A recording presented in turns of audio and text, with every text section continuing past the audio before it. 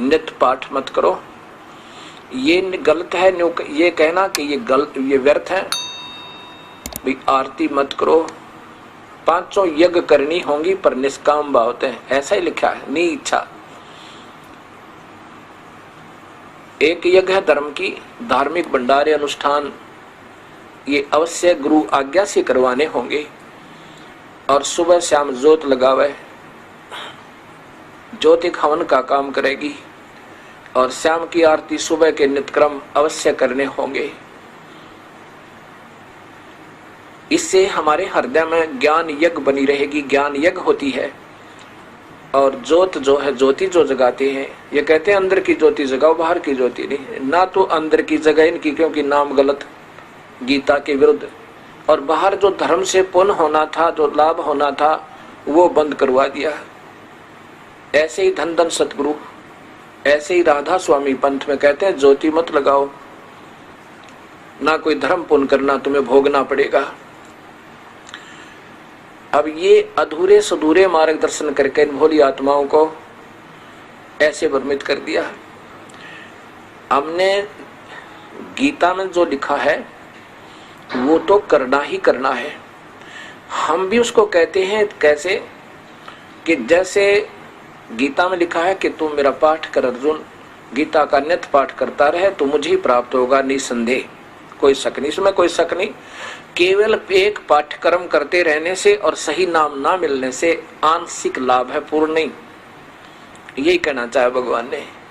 कबीर परमात्मा भी यही कहते हैं कि ये जो तुम पाठ केवल पाठ ही करते हो, चाहे वेद का करो, चाहे गीता जी का, महावीर रामायण का, और चाहे कुरान शरीफ का, पवित्र बाइबल का, या गुरु ग्रंथ साहिब का, या गरीबदास जी की वाणी का, कबीर साहिब की वाणी का करते रहो।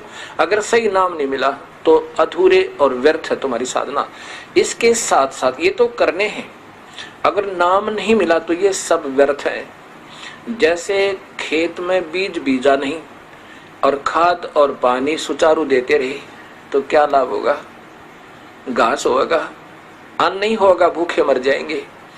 ऐसे ही हमने पहले बीज बीजना है और सच्चे और सार नाम का, और उसके बाद फिर ये धर्म यज्ञ, हवन यज्ञ, परिणाम यज्ञ, ज्ञान यज्ञ, ज्योत भी जगानी है सुबह शाम, और अखंड जगा दे तो कहना है कि दिन रात चलावे। और प्रणाम यज्ञ, दंडवत प्रणाम,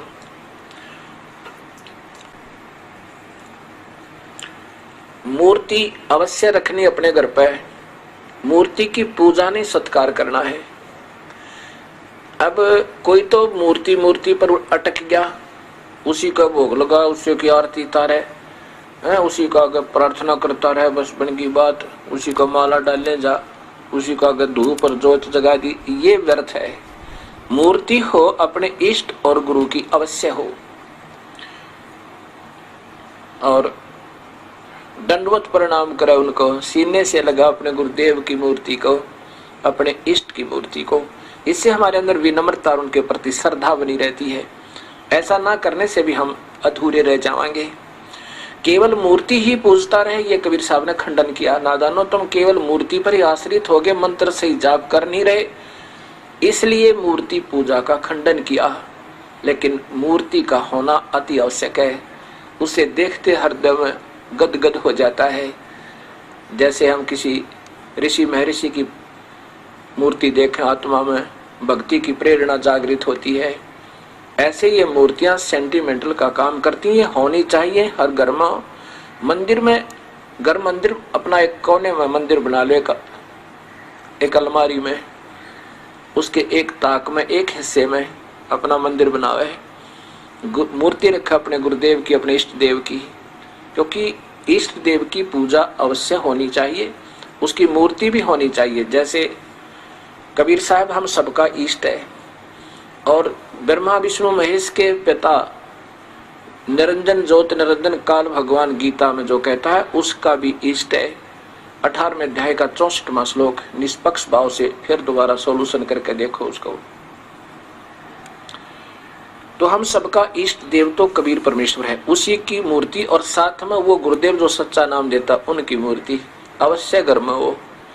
और फिर ज्योत लगावे, धूप जरूरी नहीं है, धूप तो केवल धुआं धुआं करती है। हवन का काम घी न करना और हवन अवश्य करना, ये भी यज्ञ। 5 यज्ञ करते हैं हम।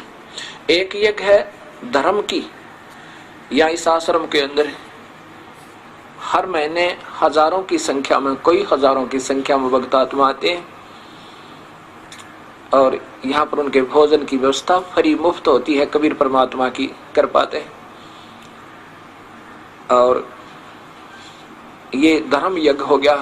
प्रत्येक पूर्णिमासी को 3 दिन का एक पाठ चलता है गुरु ग्रंथ साहिब का, गरीबदास जी की वाणी का,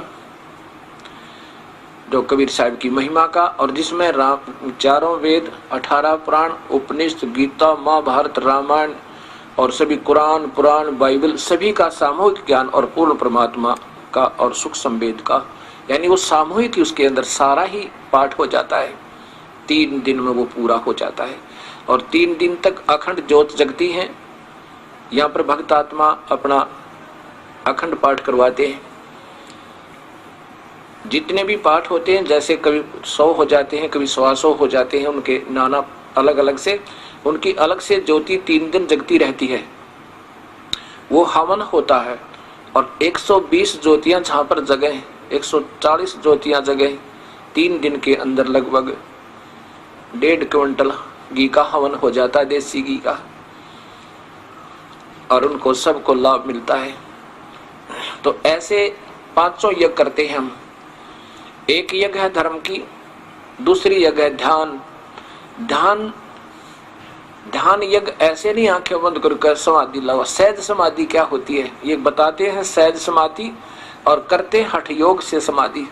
सहज समाधि ऐसे होती है जैसे आप कहीं बाहर चले जाओ और जा चुके हो 1000 किलोमीटर, तब आपको याद आए कि मैंने 50,000 रुपये लोन लिया था और अलमारी में रख दिया तिजोरी में, और चलती दफा किराया जब निकालने लगा और अलमारी खुली छोड़ा, और फिर आप अपने जिस काम पर पहुंच चुके हो वहां से वापस जब तक नहीं आओगे, 1 दिन में, 2 दिन में, 4 दिन में, तब तक आपका ध्यान अलमारी से नहीं हट सकता है। परमात्मा, कहीं बच्चे बाहर चले जावें, कोई चोर ना घुस जावे, किसी बच्चे का हाथ लग जाए वो खराब ना कर दे, मुश्किल से गरीब आदमी ने लोन लिया है, कर्ज लिया है। आप वहां काम भी करते रहोगे, रिश्तेदारों से बात भी करते रहोगे, लेकिन आपका ध्यान वहां से हट नहीं सकता। पल पल में होगा, आँखों से पानी आने को हो जाएगा, दिल में कसक सी होगी, हे परमात्मा क्या होगा, हे दाता ठीक ठाक पावे। ये सहज समाधि है। हम आपको इतना योग्य कर देंगे, उस परम पिता के गुणों से परिचित करवा देंगे। कबीर परमात्मा कहता है आपकी सहज समाधि हटे नहीं माते। ये ध्यान है, ये ध्यान यज्ञ है, ये सहज समाधि कहलाती है। हठ योग करना ये समाधि नहीं है, ये तो हठ योग है, और ये गीता में मना किया हुआ है। अभी दिखाऊंगा आपको। एक यज्ञ है धर्म की और दूसरी यज्ञ है ध्यान, तीसरी यज्ञ हवन की। एक ज्योत जलाते हम और सभी से प्रार्थना करते, अपने अपने घरों में एक अलमारी बनाओ, उसका एक हिस्सा बनाओ, उसको बिल्कुल वहां कोई कपड़ा वपड़ा ना रखे, कहीं ज्योति से आग ना लग जा, उसमें कोई ऐसी वस्तु ना हो, केवल फोटो भी उससे ऊपर वाले ताक में हो, अपने कबीर परमेश्वर के, साथ में गुरुदेव के। और सुबह शाम अवश्य अच्छा घी डाल के, 100 ग्राम तक कम नहीं डाला है, और ज्यादा डाल देता, जितना भी आप बीजोगे आप ही को देगा भगवान। ये तो आपकी आउटपुट है, जितना डालोगे उतनी आपको आउटपुट ज्यादा होकर मिलती है। ये हवन, तीसरी यज्ञ हवन की, और चौथी यज्ञ प्रणाम। गुरुदेव को दंडवत प्रणाम करे और मूर्ति को सुबह उठते ही,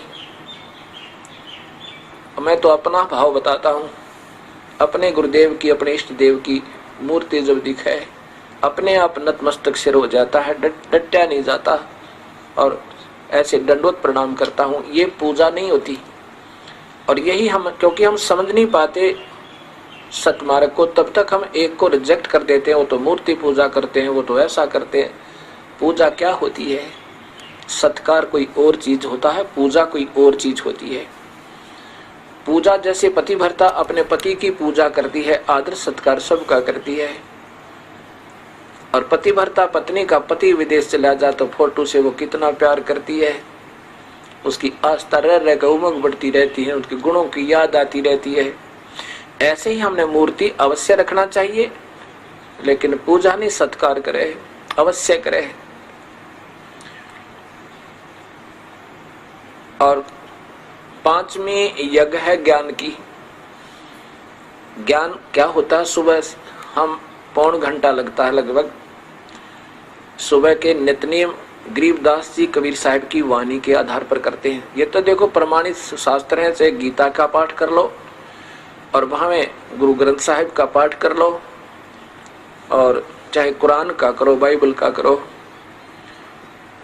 और ये ज्ञान यज्ञ कहलाती है, जिसका गीता जी में कहा कि तू मेरा पाठ करता रहेगा, गीता जी का पाठ करता रहेगा अर्जुन, तो तू मुझे ही मिलेगा। क्योंकि काल के जाल में रहेगा, केवल पाठ करेगा तो, और सही नाम मिल के साथ भी करेगा, सही संत से नाम लेकर ओम नाम का भी अगर जाप करना है तो पूरे संत लेकर, इन और नामों का नहीं। कबीर साहब कहते हैं कोटि नाम संसार में उनते मुक्ति ना हो, तो करोड़ नाम है उनते मुक्ति नहीं होगी। और सार शब्द मुक्ति का दाता जाकू जानना कोई। अब ये ऐसा विवरण होता है इसका। अब